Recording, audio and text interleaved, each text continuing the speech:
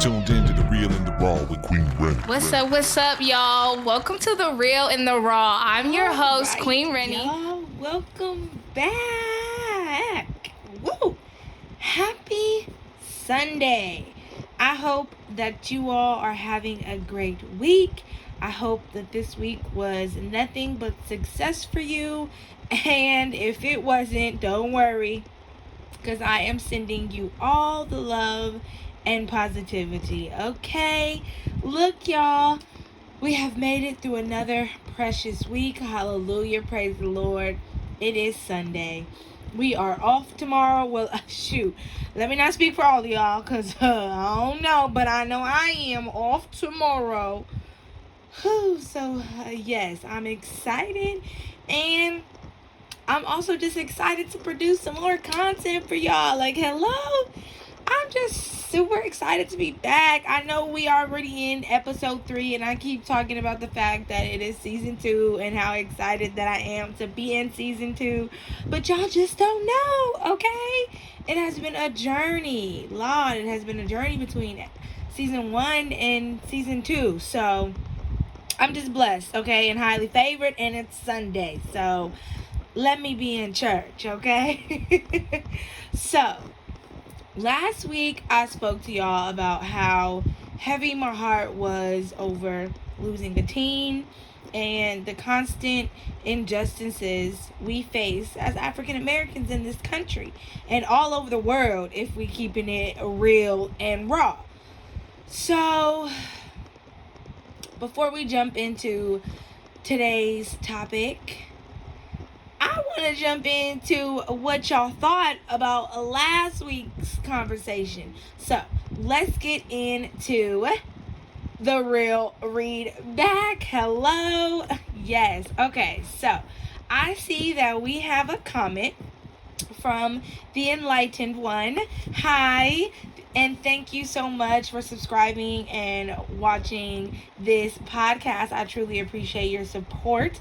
But the Enlightened One said, topic question, Renny, what can we do to merge the younger generation and older generation in this fight? Thank you for all the content. Thank you for tuning in. I really appreciate you.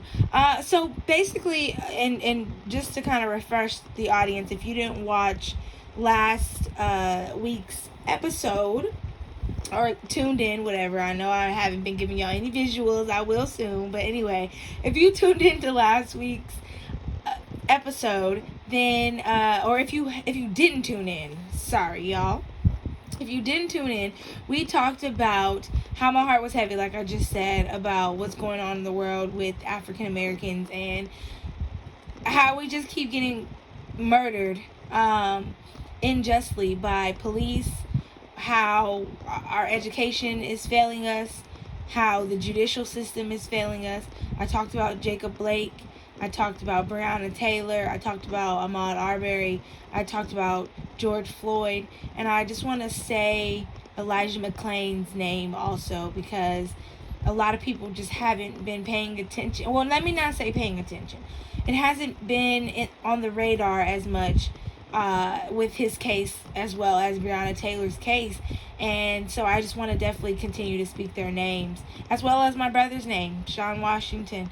So, so basically the Enlightened One's question is based on that. How do we merge the younger generation, older generation in our fight to create some form of change to ensure safety and flourishment of our future black children and men and women? And so my answer to that is to just be able to continue to have conversations. I think a lot of the times when we have spaces with the younger and older generation, you have kind of this wall where the older generation thinks that they've done it all, so they know it all, and any new ideas or radical ideas as they see them that the younger generation may have, they automatically shut it down because they assume that they don't know anything. They're not as educated because they haven't lived through as much as that older generation has, which quite honestly, I'm sorry, it's just not true.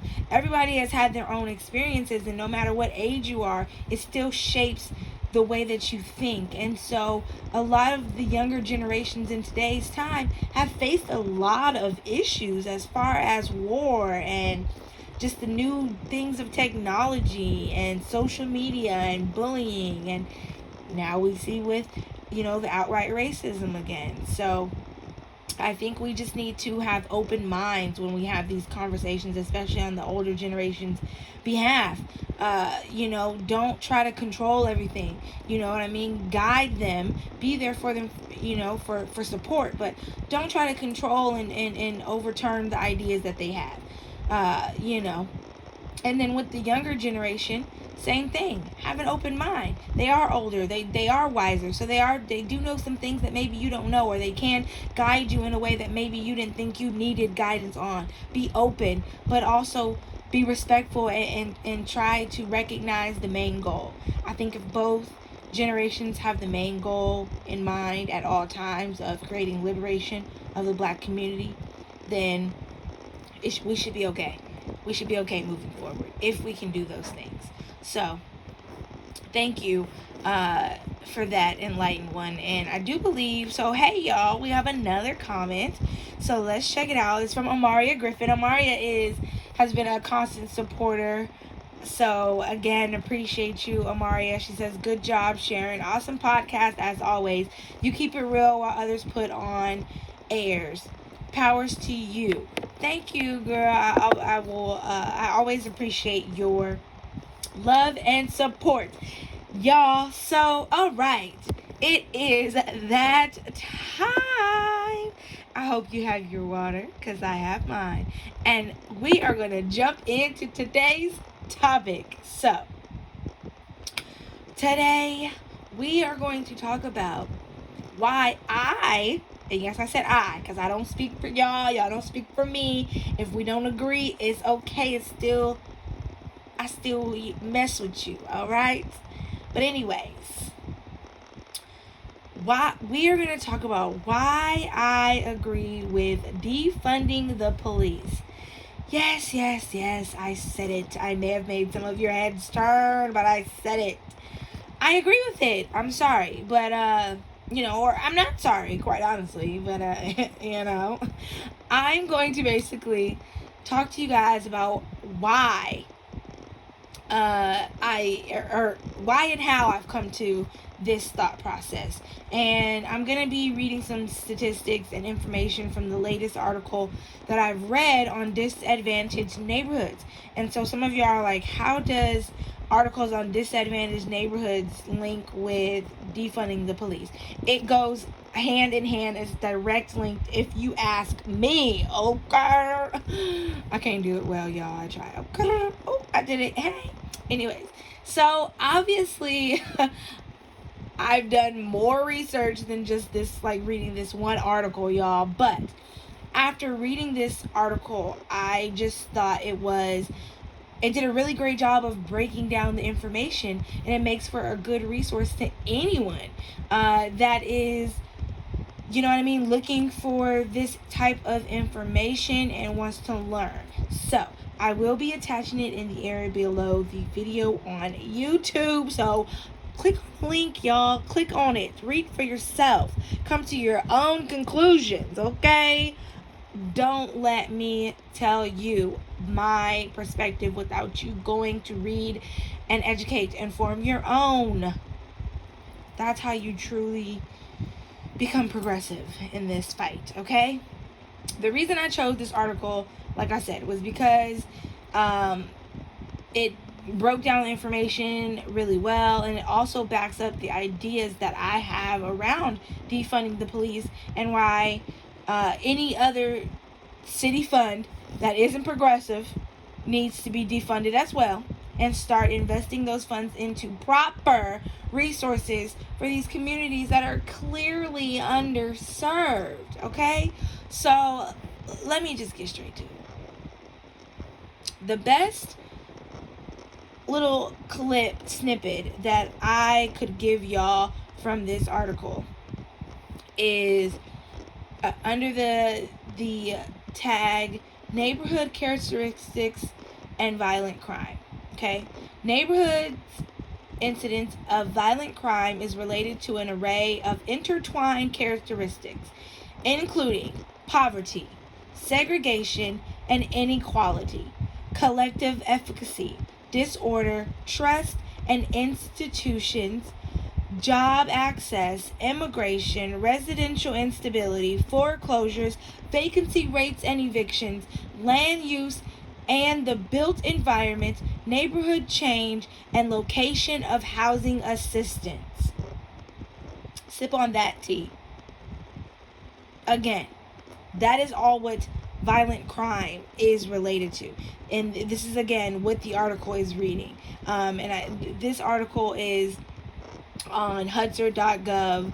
Like I said, I will attach it in the little area below the video on YouTube.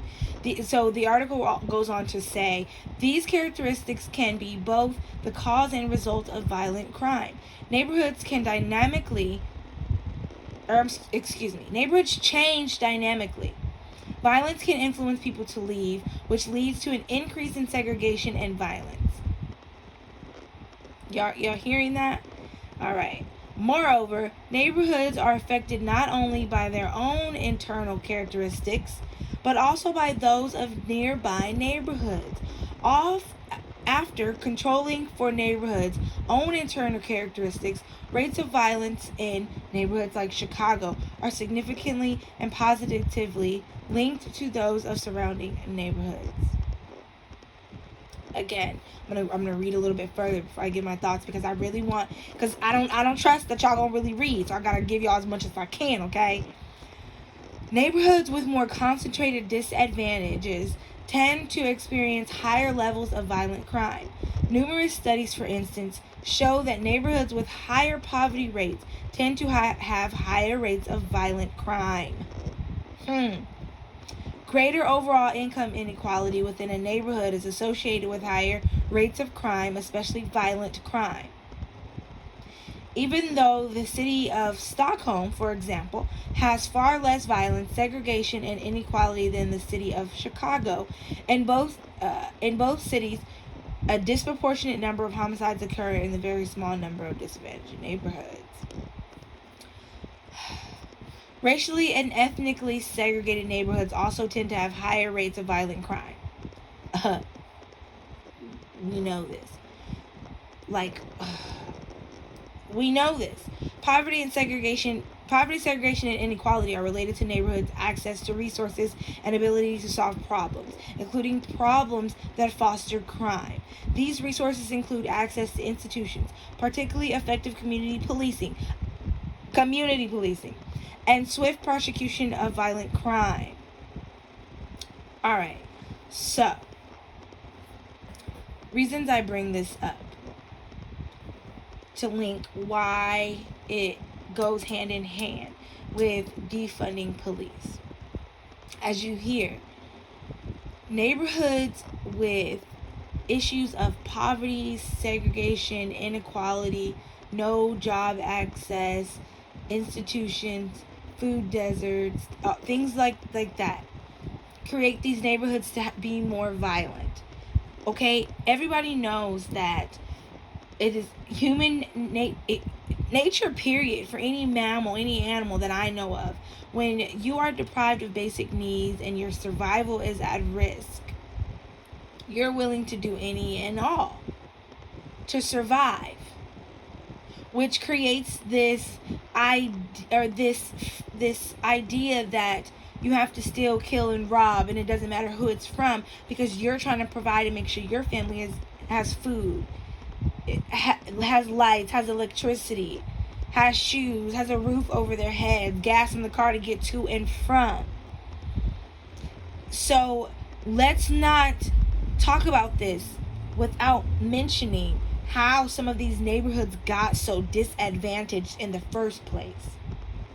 Our government that upholds oppression and systemic racism and white superiority and white supremacy has literally drained these black and brown neighborhoods specifically of every basic need and resource has left them to die, dried up communities, no food, no proper education, no job access, segregation, all of these things have left them to be in basic survival mode, which means I'm going to get it by any means necessary. How can we then turn around and blame those people for that very mindset? Because if you were in that very situation, I highly doubt you would not be doing the same thing that they're doing today. You would. Because you have a family to feed. Or even if you don't, you have yourself to feed. Basic survival instincts. We need food. We need access to health care, education, jobs, mental health facilities, youth facilities, development facilities, all of these things, right? So we have these communities that don't have those. And so there's disorder and distrust. And when you know that your government is the main reason that you're in this position, how could you respect any police officer that walks those streets that more than likely isn't from that community, doesn't understand that community, nor the struggles that community deals with, can't relate to that community more than likely, and try to have this cocky, not even to say, but just to come in here and try to tell us what's what. When you ain't struggling to eat like we struggling to eat, how can we respect it? How can we get along? Especially with the history of how y'all have treated our communities and the understanding that we have about how our community got to be the way that it is. How can we respect you when you step in here? Well, the way that you be acting, officer, right? So, defunding the police. If we and let me just note that what I'm discussing or what I'm about to discuss may not work for every city. You have to look at your city's budget, how it's formed, where the funds go, who makes what decisions, etc. For example, in one city that I do community work in, 60% or so of the city's budget goes to public safety, and a majority of that goes to their police and their fire. I personally believe there is room for reallocation of those funds into community resources for some of the cities, that specific city's problems. But this is based off of the numbers of how this city's budget is ran and looking at the issues that this city faces. So I just want to make it plain and clear. I don't want to set nobody up for failure. You have to do your due diligence before you, if you're going to propose defunding the police to your city or wherever you live, do the research on who makes up the budget, who decides on it, where the funds go, what percentages go where, and then you can kind of see where the pieces need to be moved and shifted, so that when you do have these conversations, you're well informed and you know how the machine works, right? All right. So we want to take some of those funds that we feel are in excess in some of these areas and reallocate it and shift it into resources. Why? All right. So this literally helps the police, because as of right now, they are overworked and participating in events that they were not trained for, nor did they even sign up for, like mental health issues, homeless issues, troubled youth, just to name a few, that these police officers are having to answer the call on, and that's not fair to them. That's not fair to them at all. And so when we take some of those funds, because now they don't have to answer those calls, now, some of those man hours should be reduced. Some of those men that you need may even possibly have to be reduced. So be it. Because when you invest into some of those resources like mental health facilities, access to jobs, closer location to housing assistance,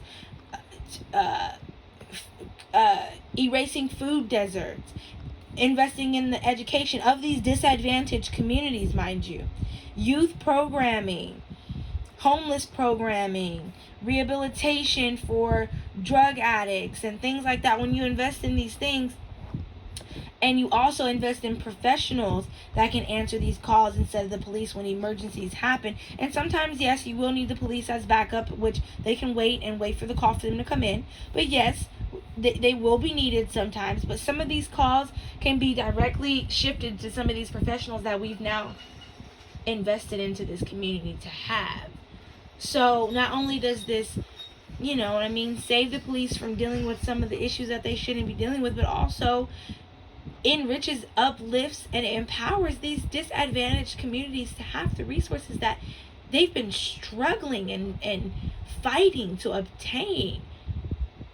And so when people argue against it, if these people are arguing against it who have, they're not just going based off the assumptions and the things that they hear on TV. If they've done their research and they're against it, I just can't understand. I can't understand the why behind why you would be against something like that. I can understand for the person who maybe doesn't relate to this type of community at all, but for people who do in any aspect, or just care for other people in general, because you shouldn't have to relate to it. If you know that people are struggling, you should want to give them whatever resources that they need to come out of that struggle. And if this is one of them, and it doesn't mean that you have to abolish police, even though I'm not against that either, but if you have to reform and reroute some of the monies, then we should all be for it. It's not to say that we don't want officers to be paid correctly, but if we're reducing some of the man hours that they have to go on these calls that they're not even properly trained to handle, then it should be okay to take a pay cut, Bill. Sorry and not sorry. Whatever. So that's just a quick rundown for me. I mean, to me, if it is going to be directly linked to uplifting a community that has literally have been oppressed for over 500 years, and it means taking some money and shifting it over here so that these communities no longer have to struggle like this, then I'm 100% for it. And I don't care who is mad at it or who takes offense. You should be able to disagree with me and not take offense in the first place. But so be it, baby. So be it. But I mean, that's just my thoughts on it. I just wanted to be able to provide y'all with some of that information. I'm going to give you guys a little bit more from the article. Because I just want you guys to get the full scope if you don't read it, which you should. But it also reads, in many communities of color, troubled relationships with law enforcement linked to aggressive tactics and disproportionate prosecution of drug crimes hinder efforts to address violent crime. Concentrated disadvantage, crime, and imprisonment appear to interact in a continually destabilizing feedback loop. In disadvantaged, segregated neighborhoods, residents may also be more likely to be detached from social institutions and disregard the law, hampering crime enforcement and prevention. Evidence suggests that community policing can improve communities' relationships with law enforcement and contribute to strategies such as hotspot policing that seem to reduce violent crime. So, there you have it. I mean, if we can get our officers to be kind of more involved, or even from the communities that they're policing, so they just have a better understanding, then and we have these preventative programs in place, these proactive and preventative programs in place, man, I just, to me, believe we would see the biggest of turnarounds for some of these communities, my community being one of them. So that's just that on that. Alright, so I truly want to know what y'all think about this one, for real, because defunding the police has been such a big topic lately, and I think a lot of it is around, like I was speaking on earlier, the confusion and discomfort is around the miscommunication that folks are hearing or getting, more so, when they hear the term defund, and they automatically are assuming the worst. And to be quite honest, anything that the media touches will be made into controversy. So I just want to make it clear what a lot of communities mean when they say defund the police. They want to see a serious investment in these communities. Because, okay, look, if you're the mayor or the governor of these places, why would you not want your communities to be like thriving and at their best? If you're not okay with benefiting off of racist and oppressive systems, and you're not racist yourself, what's the argument on why not? I mean, it may not be that for your specific city, town, state, whatever, that you can do everything that I'm speaking of, or that these funds can only come from the police. Like I mentioned in the beginning, you may have to defund some other areas. But what happened to the greater good? We love to speak of the greater good when it comes to certain populations, but we hate speaking about it when it comes to others. And I'm here to call y'all out when it comes to the black community and the greater good of it. If y'all have to take a sacrifice, then do so. I don't care what you look like, what background you come from. We should all be on board with that. Y'all be asking us to be greater good for these animals and people in other countries. Do for the country right here. The people in your country that have had no way out. I'm just saying. I know I'm getting a little rowdy again, but like I said, y'all, it's Sunday, so let me go to church. Okay, so as y'all know, I'ma always keep it 100 with y'all. So don't trip if you don't agree. That is okay. Like I said in the beginning, it's still love over here, okay? Let's keep this convo going though during the next episode's Real Read Back segment, because I'm really dying to know. I really want to know. So if I find out that you've watched, listened, whatever y'all want to call it, to this episode and did not comment, I'm coming for you, okay? Let's get the next episode's Real Read Back segment popping by diving into the comment section of our YouTube channel at Queen Renny Barnes, or emailing us at realqr@gmail.com for anything you want left anonymous to the audience.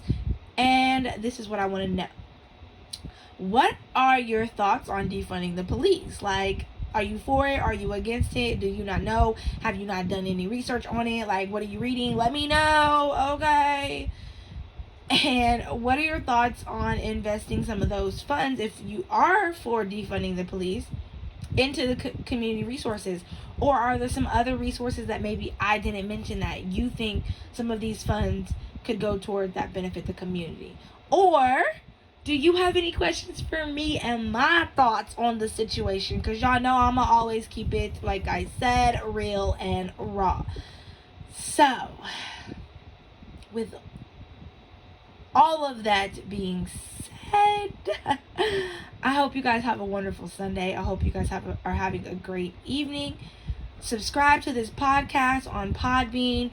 Season 1 is up. Season 2 is coming, but we are all on